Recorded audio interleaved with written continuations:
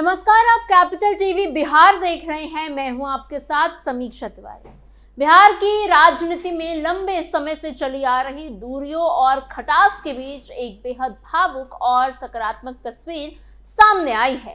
केंद्रीय मंत्री चिराग पासवान ने एक पारिवारिक कार्यक्रम के दौरान अपने चाचा पशुपति कुमार पारस से मुलाकात की और उनके पैर छूकर आशीर्वाद दिया।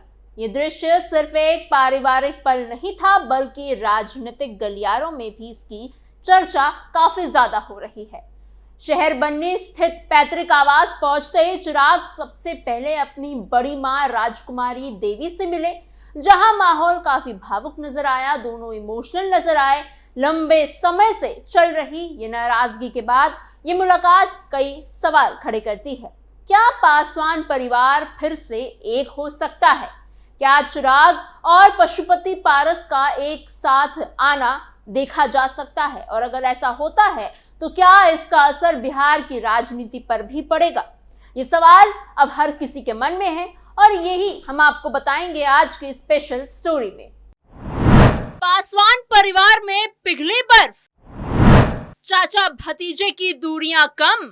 दरअसल ये पूरा घटनाक्रम बिहार के खगड़िया जिले के शहर बन्नी गांव से सामने आया है, जहां पासवान परिवार के पैतृक घर में एक श्रद्धांजलि सभा का आयोजन किया गया था।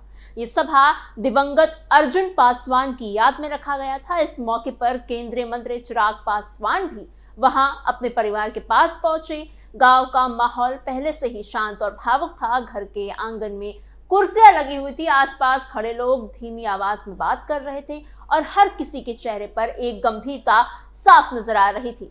परिवार के सदस्य अपने प्रिय को याद कर रहे थे, लेकिन इसी बीच जो दृश्य सामने आए उसने इस श्रद्धांजलि सभा को एक अलग ही मायने दे दिया।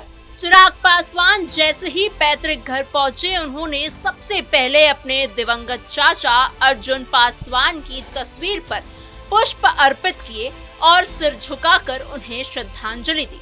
कुछ पल तक वो वहीं खड़े रहे, जैसे पुरानी यादों में खो गए। इसके बाद उन्होंने घर के मौजूद परिवार में के अन्य सदस्यों से मुलाकात करनी शुरू की। इसी दौरान उनकी नजर अपने चाचा पशुपति कुमार पारस पर पड़ी। पिछले कुछ सालों में दोनों के बीच रिश्ते काफी तनावपूर्ण रहे हैं और ये बात किसी से छिपी नहीं है, लेकिन इसके बाद जो हुआ उसने सभी को चौंका दिया। चिराग बिना किसी झिझक के आगे बढ़े और उन्होंने अपने चाचा के पैर छू लिए। ये दृश्य देखकर वहां मौजूद लोग कुछ पल के लिए हैरान हो गए। कई लोग एक दूसरे की ओर देखने लगे, जैसे उन्हें यकीन ही ना हो रहा हो कि वो क्या देख रहे हैं। जवाब में पशुपति पारस ने भी चिराग को उठाया और उन्हें गले लगा लिया। उन्होंने आशीर्वाद दिया और उनके अच्छे स्वास्थ्य और लंबी उम्र की कामना की। ये पल छोटा जरूर था, लेकिन इसका असर बहुत गहरा था। देखिए ये वीडियो।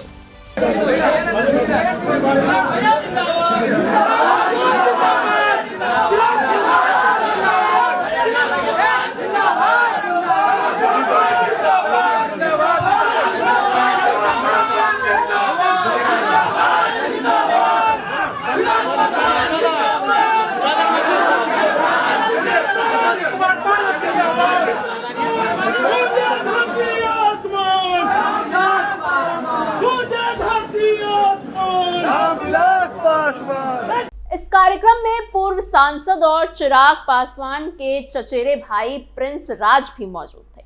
लंबे समय से दोनों के बीच दूरी की खबरें सामने आती रही है, लेकिन यहाँ दोनों एक दूसरे से गले मिलते नजर आए। दोनों के बीच हल्की फुल्की बातचीत भी हुई, जिससे कि माहौल और सहज हो गया। ये दृश्य ये दिखाने के लिए काफी था कि रिश्तों में भले ही दरार आई हो, लेकिन पूरी तरह से टूट नहीं आई है। इसी दौरान सबसे भावुक पल तब आया जब चिराग अपनी बड़ी मां यानी राजकुमारी देवी से मिले। जैसे ही उन्होंने उनके पैर छुए, बड़ी मां ने तुरंत उन्हें गले लगा लिया। चिराग की आंखों से आंसू निकल पड़े और वो काफी देर तक उनके गले लगकर रोते रहे। वहां मौजूद हर शख्स इस दृश्य को देखकर भावुक हो गया। कुछ लोगों ने अपनी आंखें पोंछी तो कुछ ने इस पल को अपने मोबाइल के कैमरों में कैद कर लिया। ये सिर्फ एक पारिवारिक मुलाकात नहीं थी, बल्कि ये रिश्तों की सच्चाई को सामने लाने वाला एक पल था। कार्यक्रम के दौरान समर्थकों में भी खासा उत्साह देखने को मिला। धरती आसमान गूंजे, रामविलास पासवान के नारे लगाए जा रहे थे।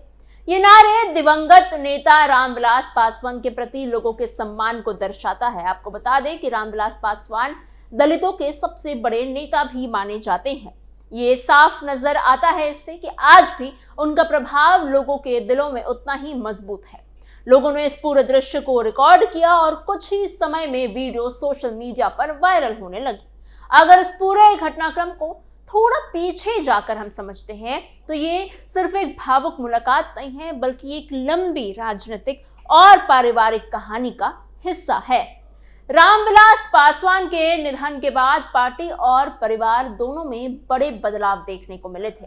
लोक जनशक्ति पार्टी, जिसे उन्होंने सालों की मेहनत से खड़ा किया था, वो अचानक एक ऐसे मोड़ पर आ गई जहां नेतृत्व को लेकर सवाल उठने लगे।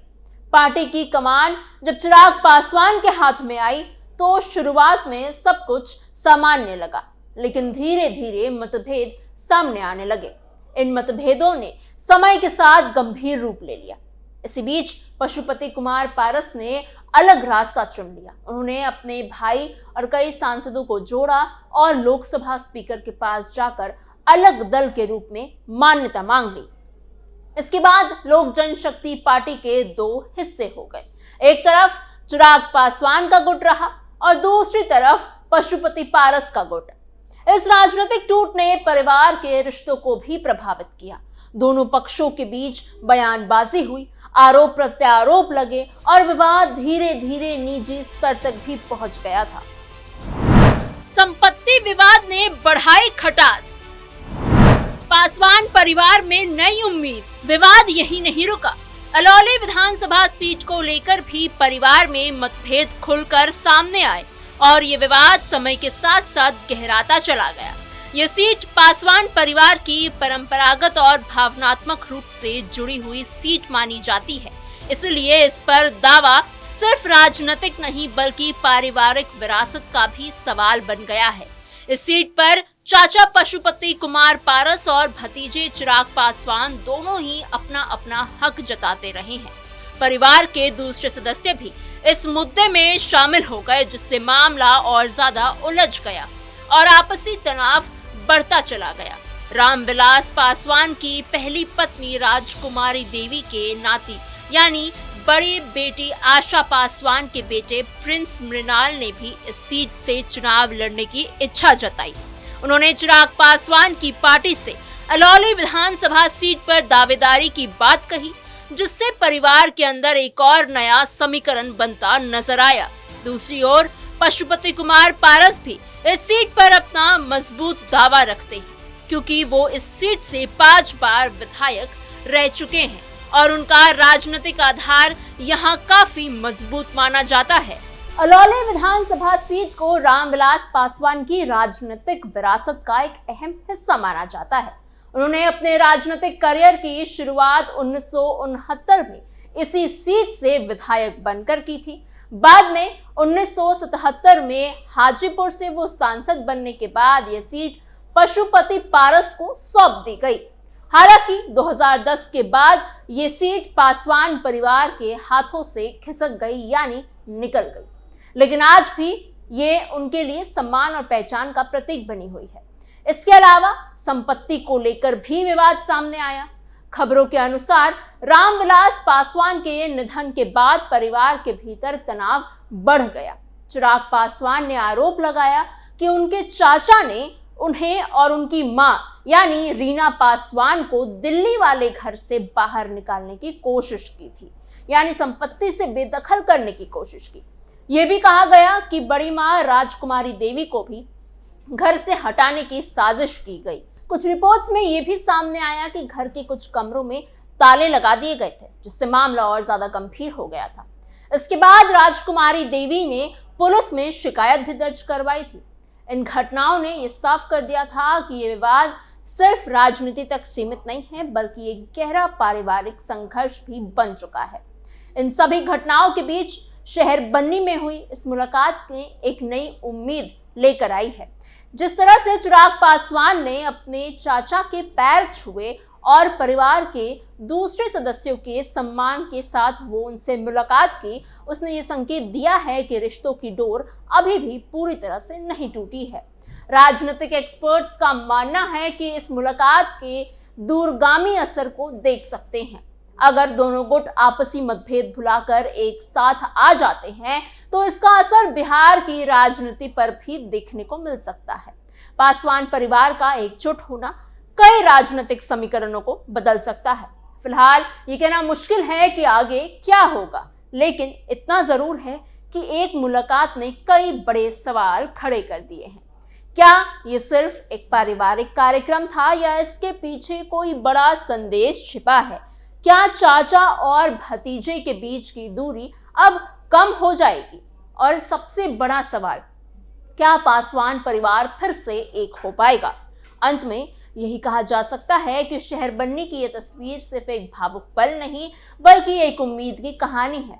राजनीति के दौर में एक नए अध्याय को लेके जाने की शुरुआत भी हो सकती है। ये दिखाती है कि चाहे कितनी भी दूरियां क्यों ना आ जाए, अगर दिल में सम्मान और अपनापन बचा हो तो रिश्तों को फिर से जोड़ा जा सकता है। राजनीति अपनी जगह है, लेकिन परिवार और रिश्ते उससे कहीं ज्यादा महत्वपूर्ण होते हैं।